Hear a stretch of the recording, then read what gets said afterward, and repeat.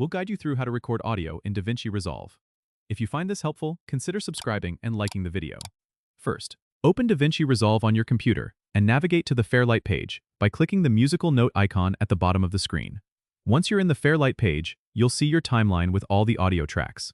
To record, make sure you have an audio track available, or create a new one by right-clicking in the timeline area and selecting Add Track, then Mono or Stereo, depending on your needs. Next, you'll want to ensure your microphone is connected to your computer and recognized by DaVinci. Go to the Fairlight menu at the top, select Patch Input/Output, and a new window will pop up. Here, you'll see your available audio inputs on the left and your audio tracks on the right. Select your microphone from the input list, and then choose the track you want to record on. Click Patch to connect them. Now, head back to the audio track in your timeline. On the track you want to record to, click the small R button to arm it for recording. This tells DaVinci Resolve that this is the track you want to record on. When you're ready to start recording, simply click the red circle record button at the top of the interface. You'll see the timeline start moving, indicating that recording is in progress.